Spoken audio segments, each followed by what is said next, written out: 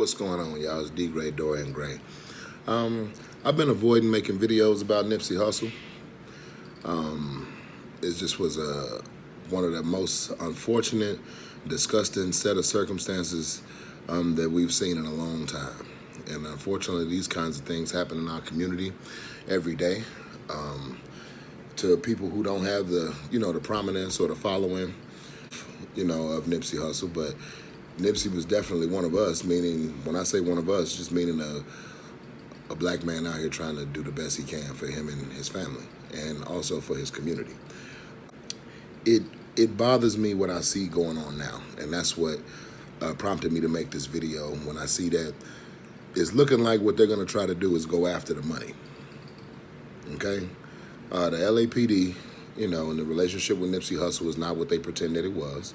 I always suspected that it wouldn't be so, because the LAPD doesn't make friends, with people who are really from the neighborhood, unless it's with their best interest in mind. When I look at a lot of the videos that are out with the conspiracy theories, the who's, the where's, the what's, that's something I stay away from.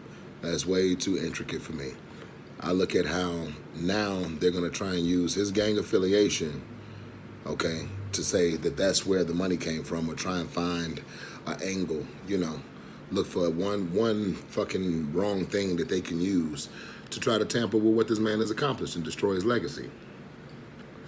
That's when you know the white people working against you, okay? Not when the motherfucker laying dead in the middle of the street. That's nigga shit. I'm just telling you my truth. I can't, everybody see it how they want to see it. But when I look at men of power, people who've been in power in the United States, I think about how times have changed on how they deal with things. Because we all know that there was definitely a time where if a black man was doing too well for himself, that, they could find him in a tree. But now they have the penitentiary. And they love filling up the penitentiary with your most prominent black men, with your most promising black men, with wealthy black men, with powerful black men, influential black men. You can find all those types of black men in prison.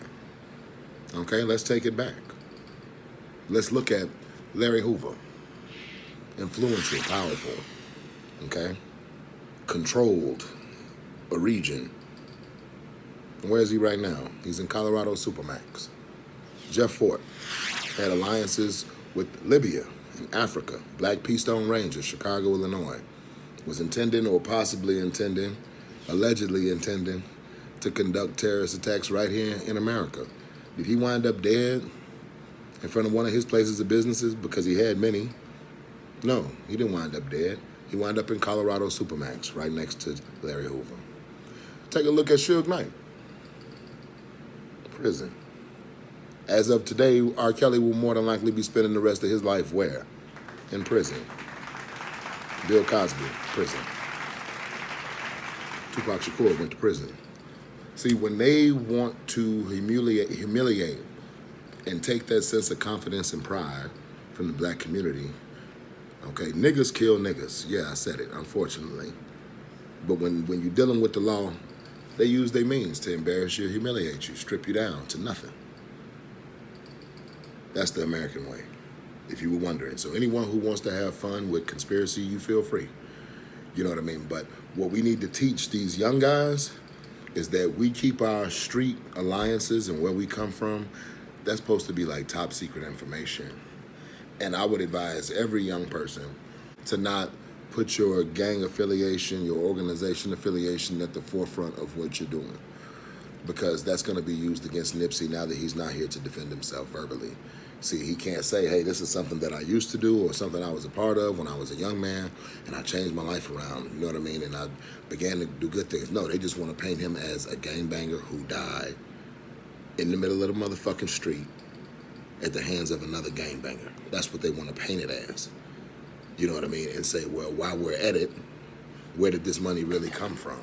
No big major record label signed Nipsey right off the bat. He didn't get $1 million signing bonus or $2 million signing bonus. He literally did it all out the mud, did it himself. You know what I mean? And they're hoping to find one inconsistency or one illegal dollar, okay, like I said in the beginning of this video, so that they can destroy this brother's legacy. I think that black people collectively need to get together with the political people in their community and do something in regards to laws that protect former gang members. Okay? Just because a guy was a gang member when he was 19 doesn't mean he's a gang member when he's 29. But they want to keep that on you. They don't want to let you wash that off. They don't want to let you clean yourself up. You know what I mean? When a Hell's Angel can put on a shirt and tie and that's the end of it, they still want to hold that against a black man because they enforce all these gang policies in our communities. And we have to teach our young people to start keeping your alliances a secret. I remember there was a time in Chicago, Southside, low end. If you wanted to know what gang somebody was in, you had to walk up to them and ask them. Okay, we didn't just stand outside and just, you know what I mean, campaign, you know. Get within arm's distance of me and you can ask me whatever you want to. Either that or you already know because you know what's going on around here where we move at, where we control it, you know?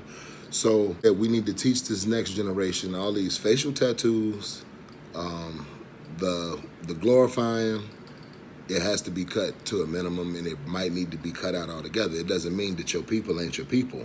It's just we have to watch what we do because we're no longer speaking in code. These white people know what this shit means. In Chicago, there was a time where if you said BOS, white people didn't know what that meant. If you said GDN, white people didn't know what that meant. But thanks to TV shows like Gangland and all the music that you have out, you know what I mean? Now it's social media. Now white people think they are educated in gang culture. And they don't understand that there comes a time where a man lets that go. As far as they concerned, you a gangbanger to the day you fucking die, when that just may not be so. So we have to be careful because even in death, these things are going to be used against us and our family. And we need to recognize that.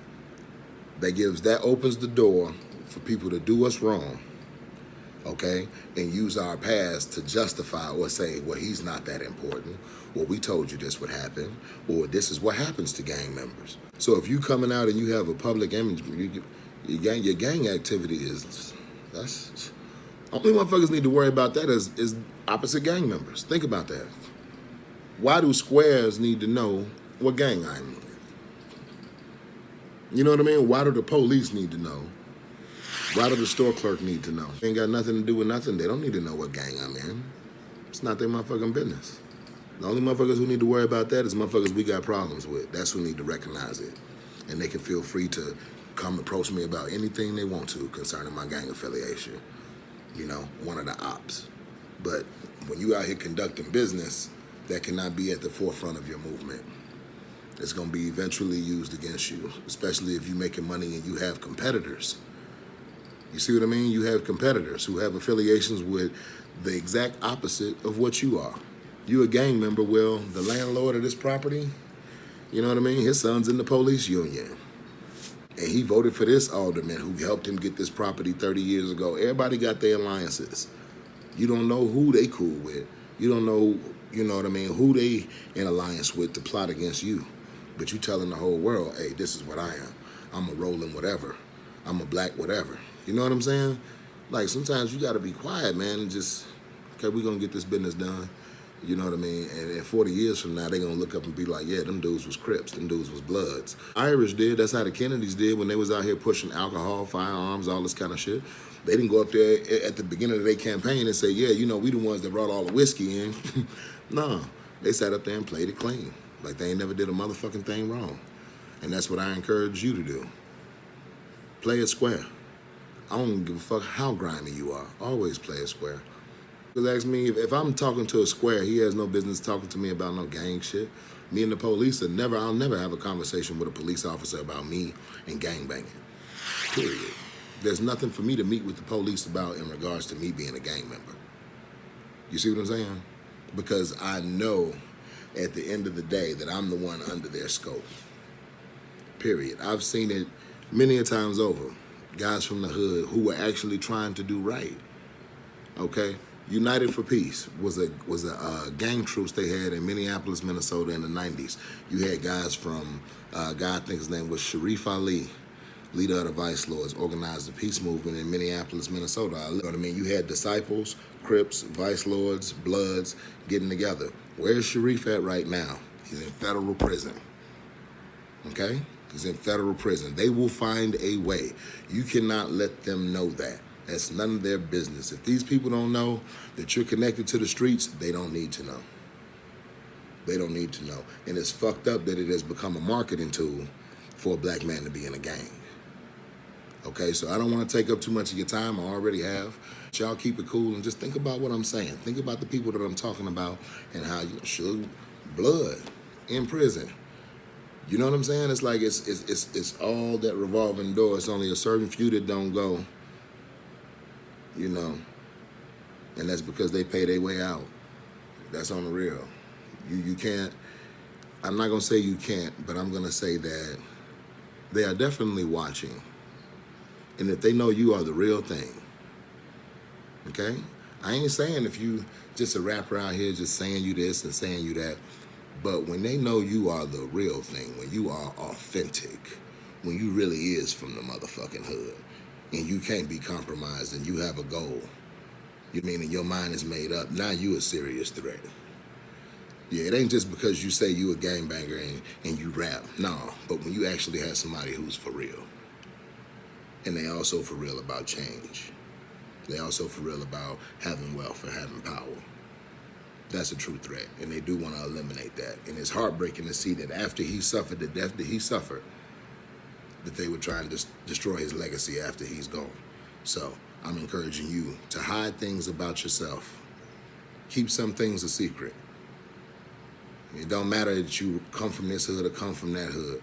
Be about your business without that at the forefront of your program. You take it easy, man. Be cool. Rest in peace, Nip.